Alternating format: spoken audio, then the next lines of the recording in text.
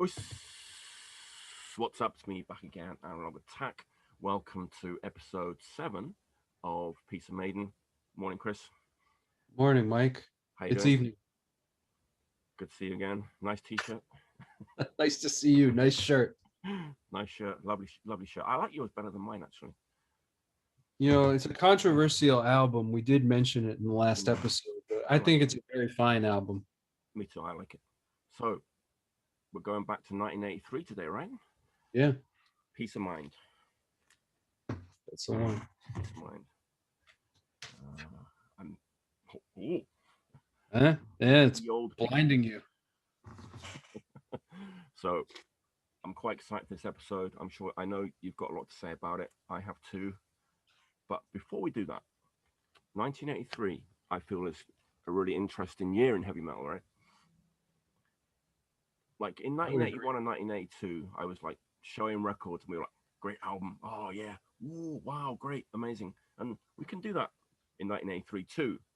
But I think there's some like new things going on in 1983 that we haven't seen before.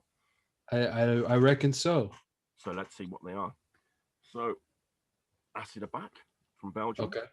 with Maniac, their best LP, in my opinion. Wow, it's crazy. I didn't even clock it last time, but Acid's already on their second album in 1983. Yeah, it's crazy, right? Wow. Yeah, imagine. Yeah, that's cool. Good call. There you go. This is a great album, everybody. Acid Yeah. Maniac, 1983. AC/DC were back with a kind of album that wasn't really very well received at the time. I liked it when it came out, which kind of is an interesting point to this episode, actually. Flick of the Switch came out. I think I think that album has a cover art problem. A little. I like the black and white. It was really cool at the time, just the stark black and white after all that flashy gold on the Those About to Rock. I just don't know about. So I have I know it's not an ACDC podcast. It Um, is now. I have a love of simplicity, and I like hand drawn things, and I like things that don't look quite right. But I feel like to the average rock fan of 1983, that probably was a tough sell. A little wispy. A little bit, yeah. It looks unfinished. Yeah. They could have It, used some ink. yeah. Um, Actually, I don't know. It's embossed as well on this Japanese copy. which is even weird. Yeah, it comes with an embossed cover, but I love that album. It's great. Fantastic.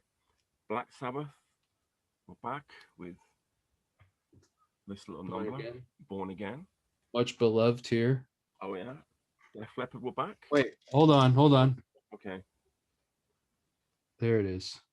That's the Oh, Bev Bevan Black Sabbath official Born Again tour pin. beautiful. Beautiful. Def Leppard were back with their most commercial album to date, Ah, I got one of those too. Pyromania. That's a great album. Dio was on the scene. Yeah. Holy Diver. Exciter from Canada.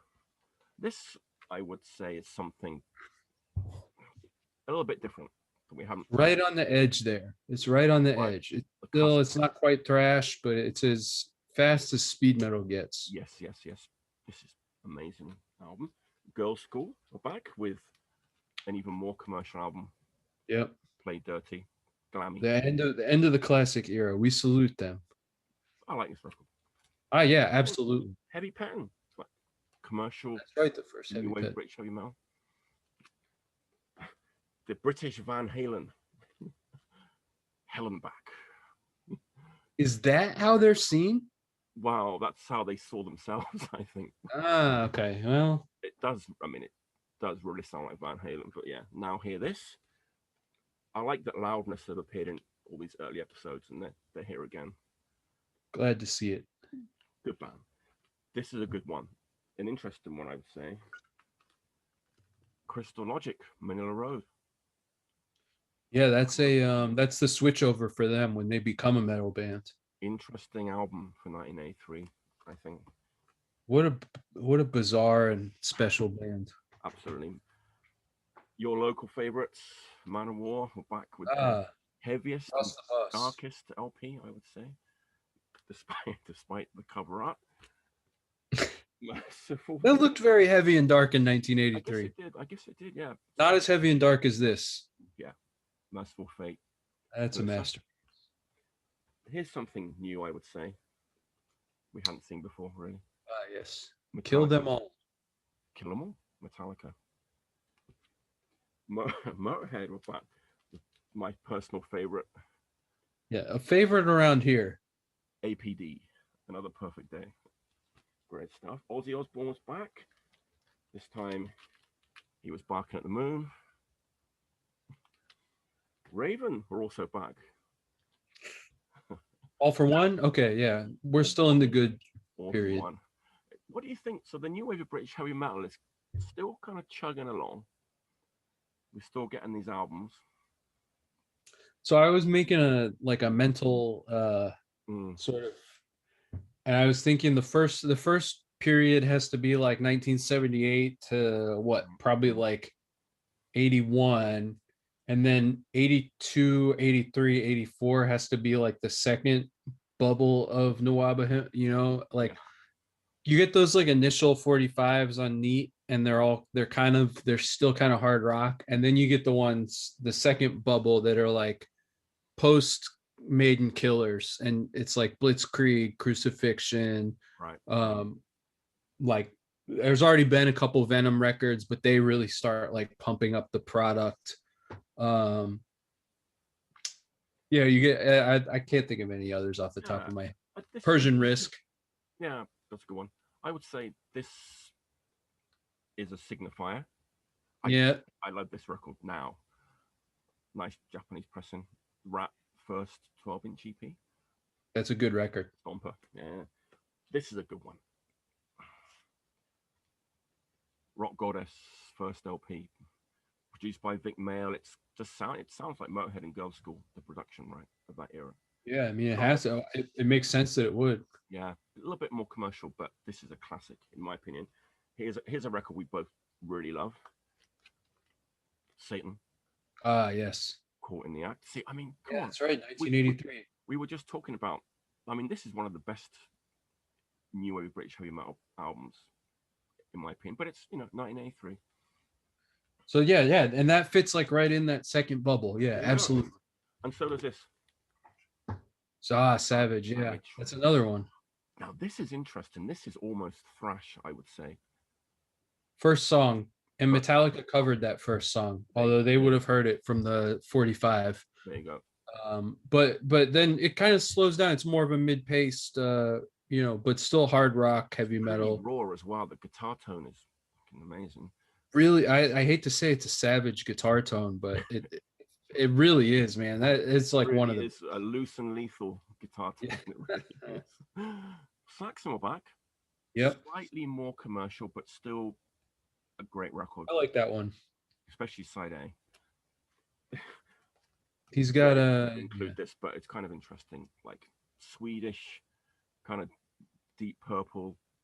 That is so weird because it is obviously they want to be Deep Purple Rainbow, but it's like that same, like the same way that like Yngwie wants to be like Richie Black. It doesn't sound like Yngwie really, but it's like he brings that like weird like Scandinavian edge to everything, and like that record is the same.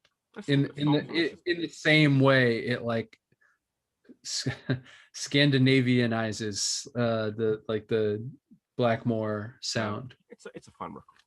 Yeah, I like that. This is like real like meat and potatoes like fare here, but I kind of like it. Spartan Warrior. Oh, dude, Spartan Warrior. Yeah, okay. I think it's kind of cool that you've still got these really like grassroots, Ebony Records. No, actually, this is Guardian. This is on Guardian Records. So. But Guardian's not a real label. Guardian's a private label where you paid a certain amount of money and they would just run them off for you. And they might have had help with distribution, but it wasn't, wasn't a label like Neat where they were signing bands. It was like basically pay to play. But I mean, that's like the essence. That's like why the new wave of British heavy metal specifically is so special. Because there's just hundreds of those records. Yeah, it's absolutely incredible. This next one is another favorite of mine. That didn't come out till 83. Yeah, That's right. I mean, I believe you. It just that because that one is kind of I think of that more as part of the first bubble there. Yeah, The title track is obviously the classic. good record. Now, here's something new, really, that we hadn't seen before. It Wow, all in the same year. right. I mean, I think in a way this is as good as 81 and 82. I would argue almost. I mean, it's hard to argue that you're wrong. It is. Thin Lizzy are back with a heavy album, Yeah. the heaviest. It's funny, right? Sometimes my favorite. Def Leppard have gone all commercial. Saxon a bit more commercial. Thin Lizzy, full on heavy metal. Right. Yeah, that's a good one. Yeah, and finish up. They're back again. Our old chums in which find a gem. Less loved, but just as good, in my opinion. Yeah. So everybody, that's a pretty good year for heavy metal again, I would say. How does Iron Maiden Peace of Mind fit into that picture? Well, you were saying before, it's kind of in a bubble, right? Yeah. It's like they don't.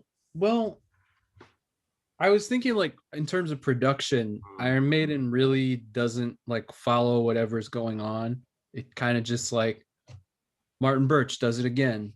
And Black Knight Birch, right, in this album. Black Knight Birch, yeah. Yeah. Which I think is cool. That's a nice nod to like his roots with Purple. I guess the big change, I mean, so the big change that we'll have to talk about is that Nico Mcbrain takes over on drums. That's it.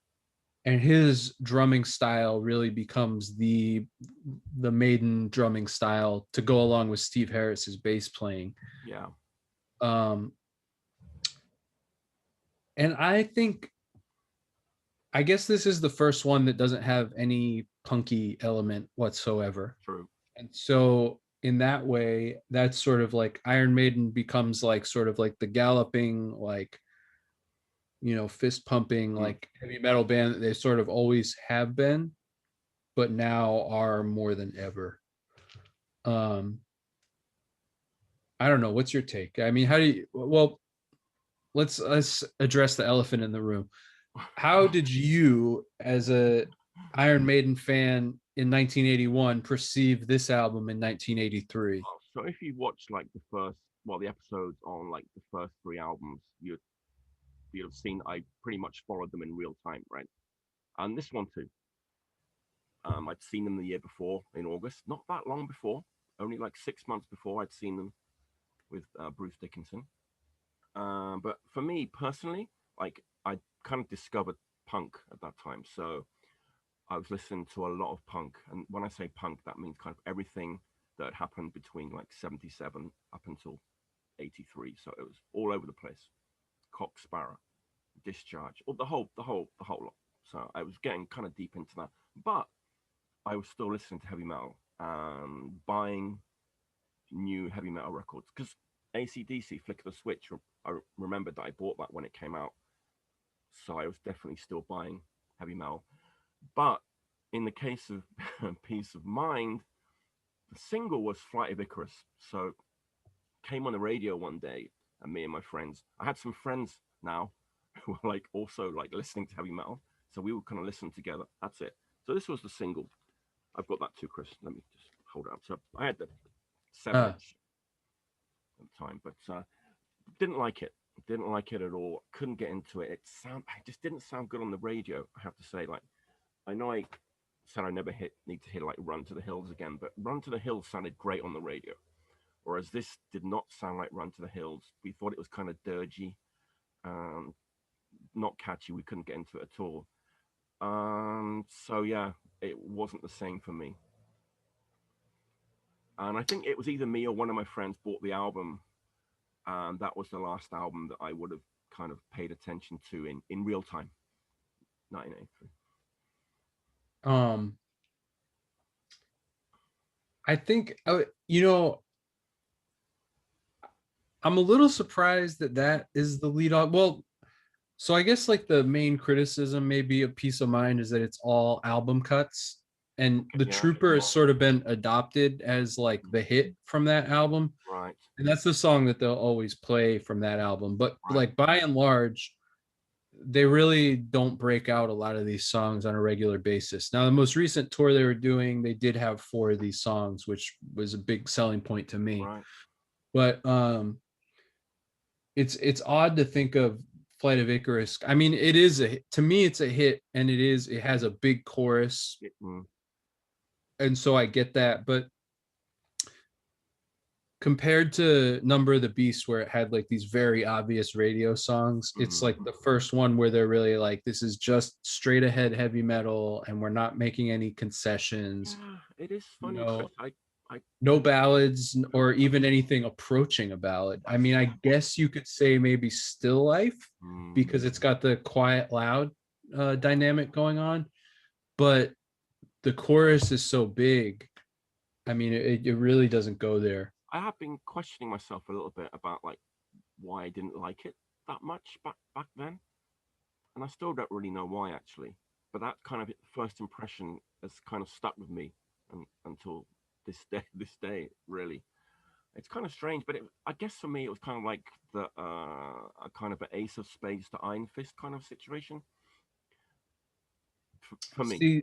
See, and that makes sense to me when you say it, but also to me, this along with one other album from the 80s is the best Bruce Dickinson stuff. And this was the first thing I got after I think I probably heard Number of the Beast, Killers, and then I was like, well, what else do I get? Right.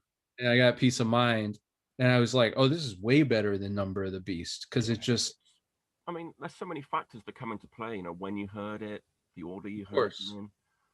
So yeah, but I mean, obviously it's a classic, but I have my own kind of history with this album that kind of defines my feelings on it. But it makes sense because it's tricky, right? Like you were like heading like into like a whole new trajectory in like your taste, and this is kind of like the old thing. Like, I don't know what you would have been 15, 16 probably when the record came out. Yeah. Like, I don't know, that like to us we're like, well, that's only like 18 to 24 months, like what's a big deal? But at that age, that's like a lifetime. I mean, just I was thinking, like, this came out in May '83, and I'd just seen them in August the year before. That's like so close, right?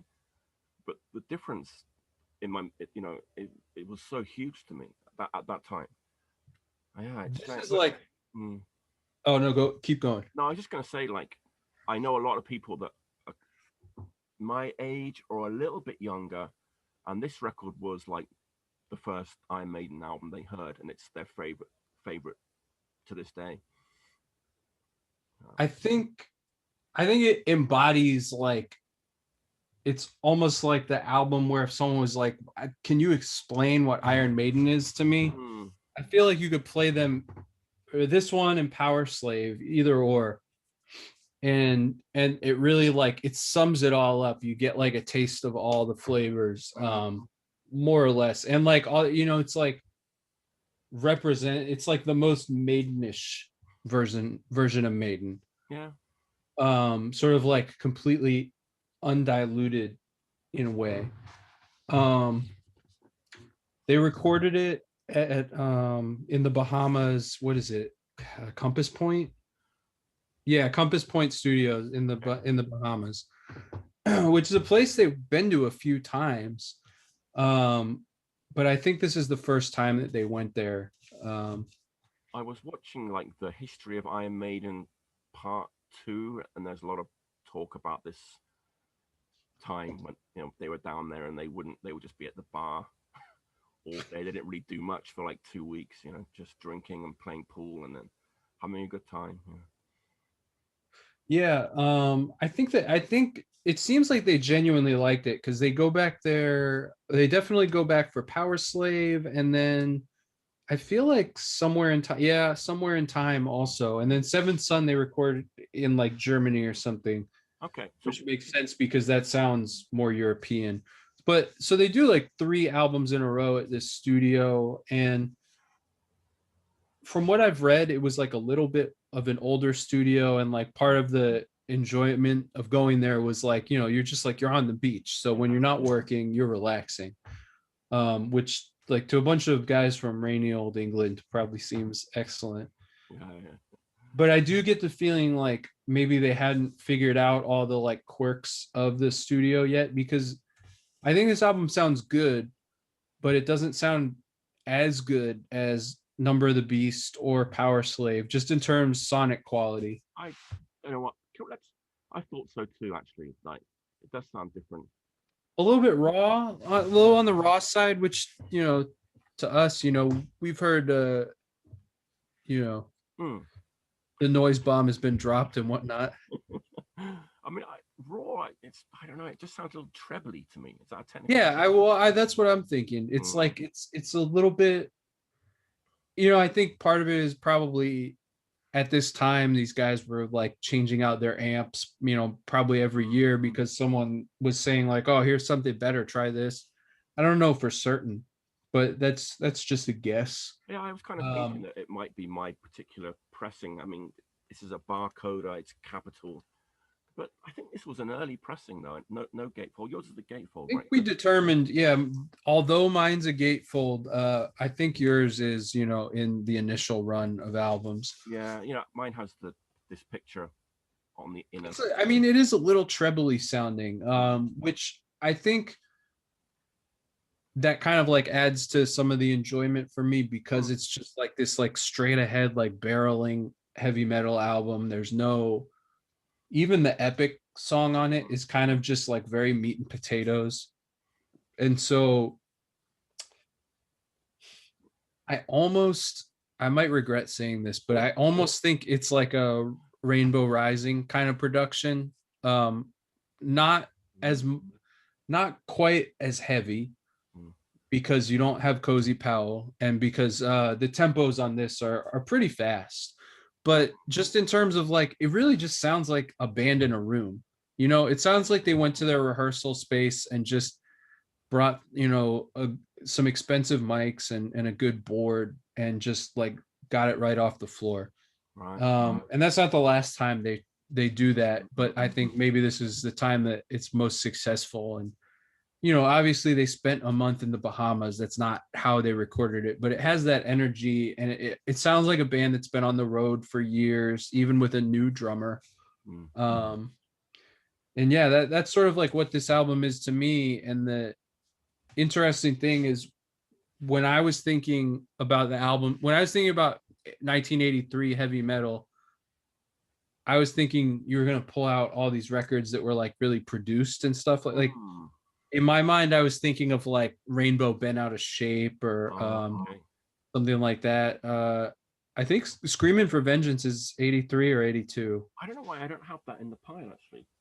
I'll have to double check. You should check it out. It's a great album, man. Is it really? But like I was thinking of stuff that was like a little more, or like Kiss, Lick It Up. Like those are all like very, right? You do have the Def Leppard record in there. But you had a fair amount of like stuff that in the heavy metal world for that time is like fairly raw and straightforward, like Kill 'Em All, Exciter, the first Slayer album, Spartan Warrior. Yeah. Like and so originally I was thinking like, oh, this is like really like kind of bucks the trend of like that more produced sound coming into heavy metal, but actually it fits right in with a lot of those records. And I guess the reason what I really like was honing in on that's weird about it is it's like a band that's on their fourth album. Right. And they sound like pretty much the same as on their first album. Yeah, it's a little different, but like it hasn't changed that much, especially compared to many bands of their. I mean, look at where Def Leppard went in 3 albums. Well, that's it, yeah. Yeah, I mean, they like literally use a drum machine, and that's before the car accident. Right. So there you go. That's my take. Yeah, very cool. We didn't talk about the artwork yet. I knew something was missing. Well, I think this is like my least favorite Derek Riggs artwork so far. Yeah. It's a little bit. it's still good, but like It's still good. I don't Yeah, like the bald Eddie. I don't know why didn't they use this guy? This looks, you know what? This is more colorful. It looks more exciting. That's actually I don't know. Maybe they didn't think it was heavy enough or something. Maybe it looked too cartoony. I do enjoy that they've still got the cloudy skies, the and the moon and stuff. Well, he's really good at that, like those like light and clouds and fog. So Yeah, yeah, I do. I like that, and I like the yeah. Tells you a little bit of a story here. Like he's about to break out. right. Yeah, it's not as great, but you do get the picture of Martin Birch in a suit of armor there with Bruce, It's pretty and cool. I that goes a forgot, long way with me. They should have actually put that on the front. I forgot that you get the Eddie's Yeah, face on the plate. That might have been quite shocking for 1983, wasn't it? I'm sure someone's mom threw it in the trash. Yeah. No uproar in the states about that. Not that I'm aware of. Well, they do have the backwards talking before one song. Yes, let's get to that when we go through the song by song breakdown. Is there anything else you want to add before we go into the like song by song? No, I think that pretty much hits it. Okay. Then let us begin. Where Eagles Dare. Where Eagles Dare. The album. And like Nico Mcbrain announces his arrival in pretty spectacular fashion, I would say. Classic drum fill. Classic drum fill, but a little jarring.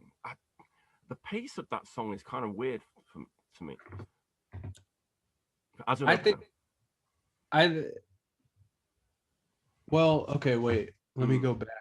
Invaders. Yeah. It's not like an atmospheric opening like on Killers. It's not a pace song. It's more like a track 3 kind of a pace. To me, it's the flavor of the album. It's like a driving, charging, horse riding, saber wielding. It is. I mean, it's this phase of Iron Maiden. It's more epic. It's not street level really at all anymore. I mean, the song's about flying like biplanes or something like that. Like we've left behind the sort of seedier elements. That's a good point actually, Chris. There's no like seediness on this record, like lyrically. Not at all. I mean, I think to like someone's mom and dad at the time, this probably seemed like very seedy, but like this is like where they start with the songs about history and the songs about like, folklore and this kind of stuff. There's science fiction. So I think like the midsection of this record, like the instrumental passage is really good. Like you get that some of the best like twin guitar work.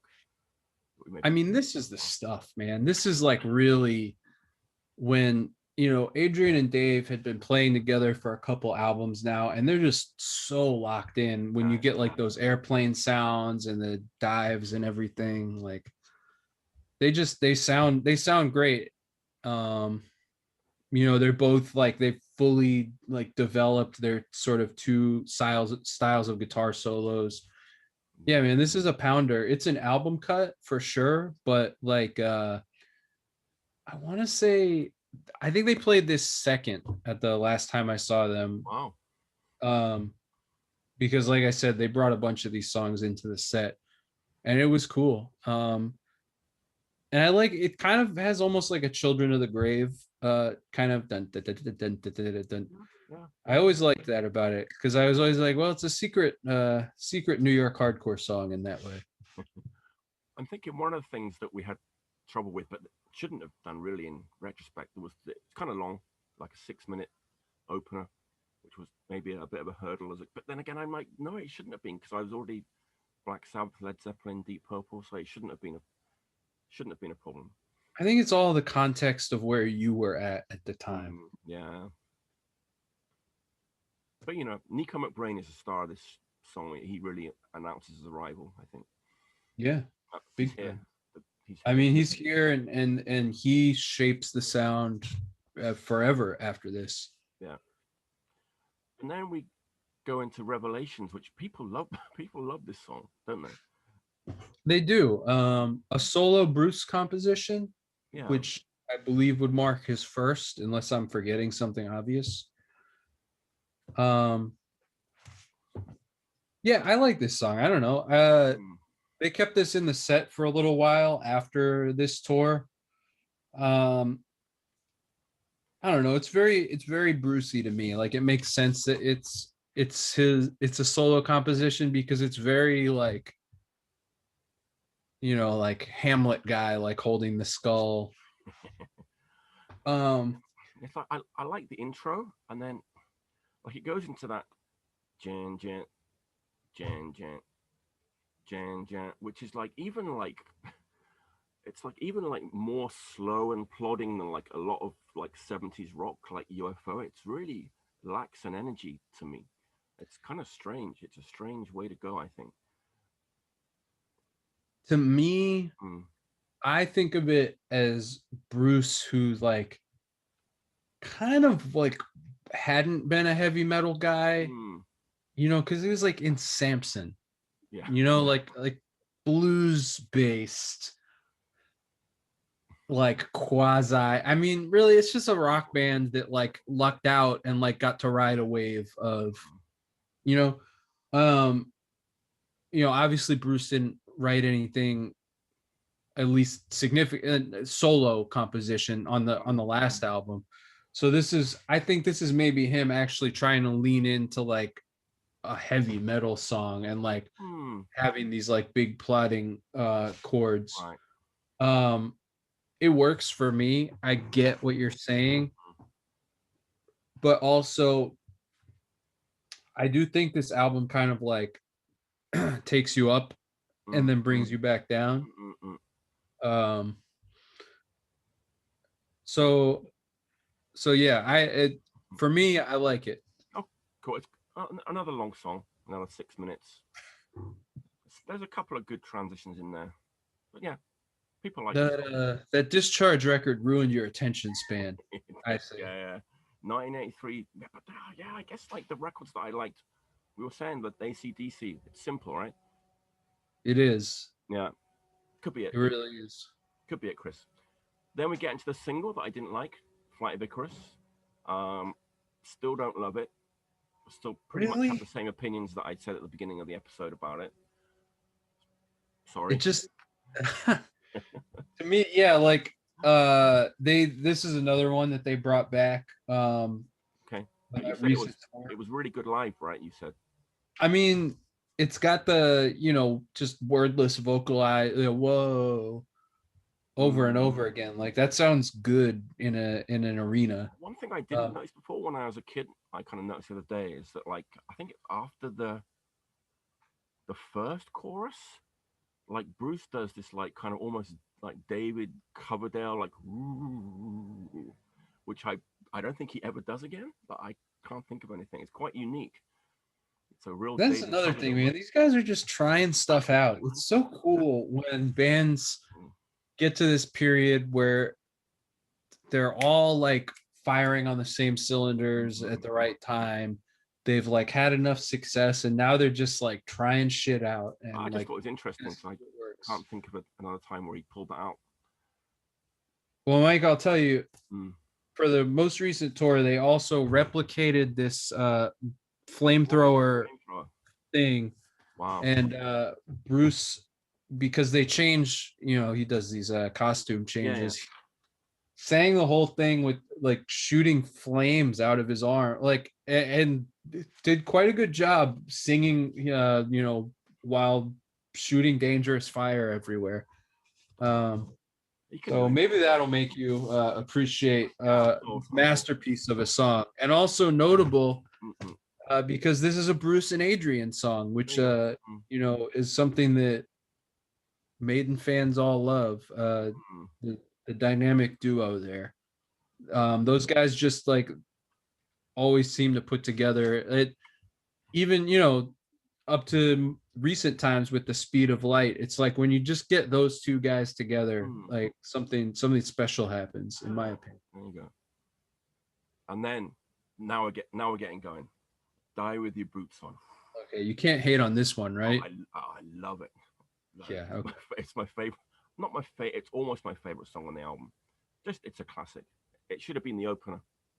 No, I think so. Just. But that's what I'm saying. You like. Yeah. There's a and like the songs are getting progressively like a little bit faster and more intense. You start with a simple song like Where Eagles Dare. You like get to something a little more intricate like Revelations. Now we're on Flighty Vigorous. We're like going a little faster. Now we're at Die with Your Boots on. I mean, what do we say about this song? That like if you're gonna die, and then that bit, that's also something that I haven't really heard them do since then. That's kind of we said that there was no punky bits on this, but that's kind of it's got like a almost oi punk, like an anthemic quality to that. It's the call response. The call and response, that's the technical term I was fishing for. Yeah. Very cool. I mean, and that's like this is like also just it is like that, like what is Iron Maiden? Like Iron Maiden's like a song about like war that like doesn't bum you out and just sounds cool, and there's like wild guitar harmonies going on, and just like it's perfect. It's a classic. And then I guess if you have the CD of this, you're straight into the Trooper. Well, you know, if you have the album, you've got to turn it over. But we got the 12-inch maxi single from Germany. Very nice. Now that has on the B side that must have I'm not looking. I think it's Cross-Eyed Mary. Rainbows. Yeah. Cross-Eyed Mary. Because the other one, this one has I Got the Fire studio version. Okay, let me check. This is also when they began the cover song game.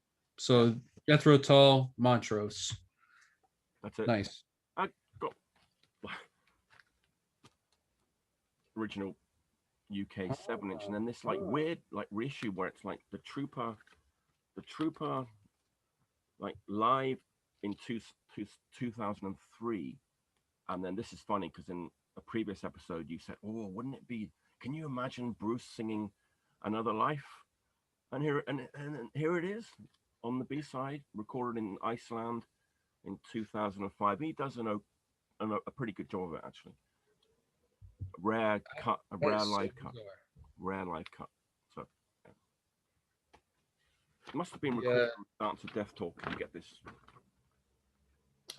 It would have been the Give 'Em Ed Till They're Dead tour, I think. To that in the next episode. But the Trooper, again, it's like, you could say it's like the kind of quintessential Iron Maiden song. I actually think it is their most played song on Spotify now because it has been included in a bunch of video games. Oh, really? But I mean, yeah, if you were going to play somebody one Iron Maiden song, the only other song I would say that would even be in the competition would be Hallowed Be Thy Name. And I might go with the true. I feel like anybody who has never heard Iron Maiden, but if you play them the Trooper, they just be like, "Holy shit!"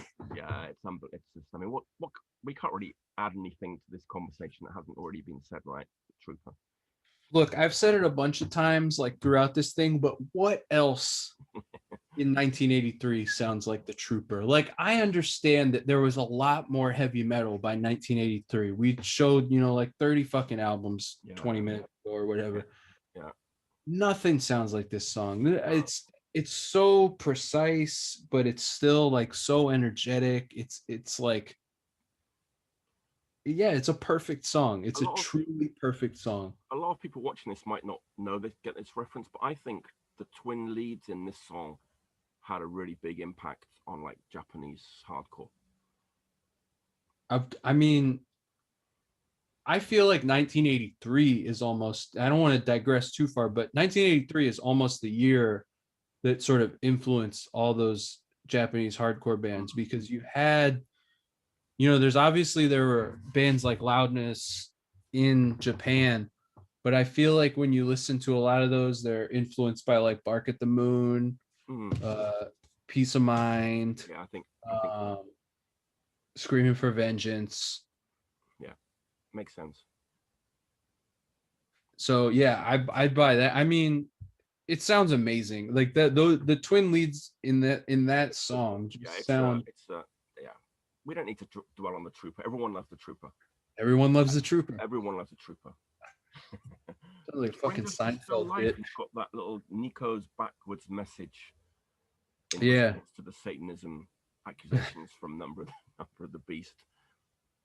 Hey, Still Life is a Dave Murphy or Dave Murray, yeah. Dave Murray, rare Dave Murray credit, which I always like to see. There's always one. Well, not always, but hopefully. I don't mind this song. I really like Nico's like hi hat work on this. Yeah. Really good groove to this song. I really like the chorus in this song. Even the first couple of times I heard it, that really stuck with me, and it's just like a very evocative, like fantasy based song, kind of not something that they had brought to the table before in terms of like it sounds. I don't know, it sounds like Dungeons and Dragons or like a pulp fantasy novel feel, just the way that he like sings it and delivers it, and like it really didn't have that too much on Number of the Beast. Definitely none of the Diano stuff really. So it's a new flavor here. Yeah, I think it's a really slept on cut, to be honest. It's one of my favorite songs on the album. I did actually get quite into the song the last couple of weeks. There's one tiny little thing. It's a Bruce thing again, actually, and it's not a David Coverdaleism. It's like when he says like, there's one time when he says like, nightmares will give me peace of mind in a kind of very odd fashion. It sounds like they pitched him down for that part. It was weird, right? But there's some kind of effect going on. It's very, very short, but again, it's something that I didn't even pick up on in 1983. But I've noticed it this week. But good song. Just wonderful. Yeah. All right, now here's the big for Fire. Now, I didn't weakest song on the album. Hated by many. Really? Because of the dinosaur element, which I admit not the best thing, although I did write dinosaurs equal cool on my notes here. Jurassic Park. Billy and the Clonosaurus. Look, I don't know. I think it's just it must be an age thing. If you got this album and you were like 11 and you were like, I mean, how could you not like the song about dinosaurs? But if you got it and you're like 16, you're like, probably already, smoking behind 7-Elevens and stuff. Like you probably thought the dinosaurs were lame, I guess. I don't know. I like dinosaurs. Hey, I'm 54 years old. I don't care about the dinosaur aspect of the song. It's a deep cut. It's not great, but it's not. When I first heard this album, everyone would always be like, oh yeah, Peace of Mind. That's when they started to suck. They wrote that song about dinosaurs. I don't know, man. It makes no sense. I snapped at a crust punk outside a show once who was mouthing off. He was probably wearing like a, I don't know, Resist and Exist patch or some shit like that. Buddy, please. I'll take the dinosaurs every day. Yeah, me too. Leading us smoothly into Sun and Steel, the song that decades later they named a beer after. So it must be a good song. It is a good song. I think it's not much. So strange. Not many lyrics in this song. Yeah, I'd say where like maybe it's not that charitable of me, but they are kind of coasting here. This last trio of songs, in my opinion. But the samurai, the tale of the samurai, and I'm not going to get into this. That there's this right-wing Japanese author, right, and he has a book with the same title as this song. Mishima Yukio. He was a right-wing nationalist. He's the guy that killed himself.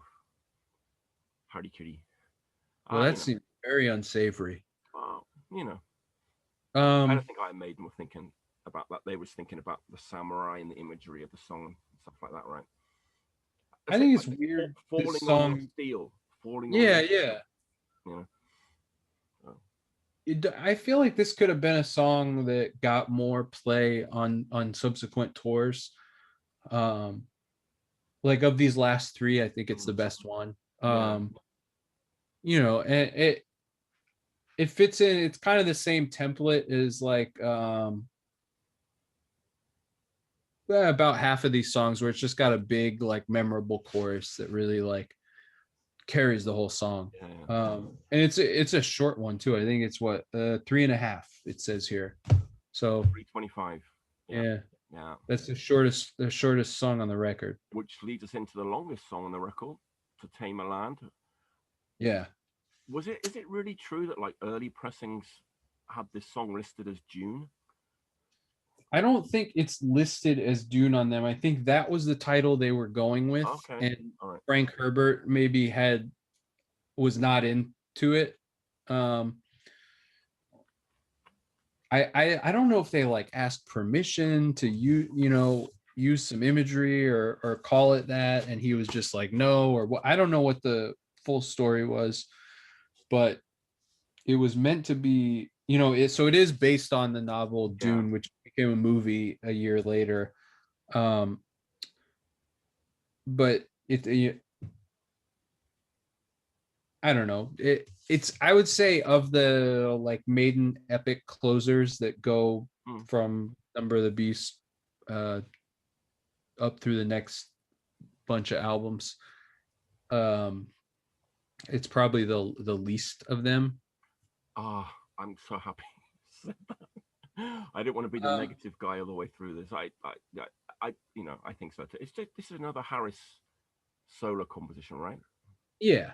Yeah. And I like this song, but it definitely it's the most meandering on a pretty lean album. Mm, Um I'm always I'm always like, wow, wouldn't it be cool if they played To Tame a Land live?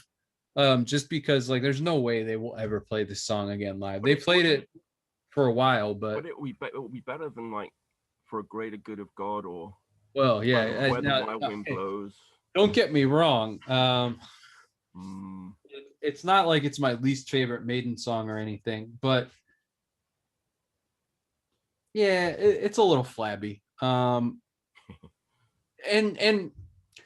I think it's kind of a dry run for Power Slave, okay. the song. Mm, It's like kind of got like some of those Eastern chord progressions ish. it does a It's little bit. get Yeah. evokes a desert theme. It's dusty and dry, man. And then Yeah. Power Slave, they kind of the song they get that right. They, in my opinion, anyway. We'll get to that. We will, So, but mm, and it actually it runs about the same length as Power Slave, the song. okay. So keep that in mind. I'm keeping it in mind. Don't forget. Of my mind. So the tour, is this an interesting set list? So the World Peace was a massive tour, right? Like really, Right. really long. I haven't got the list Um, or anything. like I didn't 182 dates or something I like didn't that. see them on this tour or anything, but the set list varied a bit. But this is like a kind of standard set list. Intro, the theme from Where Eagles Dare. I guess that's the movie, right? And Yes. then Where Eagles Dare, Rothschild, The Trooper, Revelations, Flighty Vigorous with no flamethrower at that time, 22 Acacia Avenue. They're still keeping that one in the set. Yeah. Interesting choice. Number of the Beast, Still Life, To Tame a Land, guitar solo, drum solo. Phantom of the Opera, Hallowed Be Thy Name, Iron Maiden, Run to the Hills, Sanctuary, Drifter, Prowler. So they're still relying on a lot of the earlier songs for the last portion of the set there, right? Yeah. Well, I'll have you know that the 2005 Give 'em Ed Till I'm Dead or Give Me Ed Till I'm Dead, not Give me, sure which give me Ed. that tour was like basically a somewhat pared down replica of this tour, where it was first 4 albums, and also on that tour, they leaned a lot on self-titled. Like 6 songs were in the set. We'll get to that in our next episode. And that's a very interesting tour, actually. That one. So pretty good set list, actually. Not bad. Yeah, I think they did a good job of integrating this album. Yeah, it's not like it's nicely balanced, I would say, actually, this set list. Does that very mean... road ready album. I'd say most of these songs are very easy to bring into the set. So I bet they had that in mind too. Yeah. You know, they knew they had to play bigger shows, longer shows. They needed to have songs that were gonna, you know, weren't gonna have any weird bells and whistles. And that would fit into what they already had, the kind of material they already had. Right. All right, Chris, that time has come where we're going to give the album a score. I just want everyone, I'd say it again, I have to keep it real in this episode. Context is everything. Context is important. But I'm going to give it a 7. 7 out of 10. Because I've got to think about what's coming later, right? So I can't give it a 5 or a 6, which is, I think it's unrealistic to rank it that low. I would agree. Right. It's much too low. I will give this album. What did I give Number of the Beast? Did I give that? Thing we haven't been keeping track. Well, this album's a 9.5 for me. I think that's the highest. No, you gave Killers a 10, I think. Yeah, well, Killers is the best one. Yeah. I think I decided today this is my number 3, but for a long time this was my number 2. And I'm docking the half point because while I do like To Tame a Land, it's sort of a downer track. Okay. And that's that. Yeah, man. This is at least of the first era of Bruce albums, pre-keyboards. This is the best one to me. Okay. That was a good episode. I think this is an interesting album to talk about, and we both have like different perspectives on it. So I think it was a cool conversation. Everyone in the comments, let us know what you think of this album. Let's have a little chat about it. So next time, Chris, we're going to be tackling Dance of Death. That's right. So until next time, stay healthy and stay clean.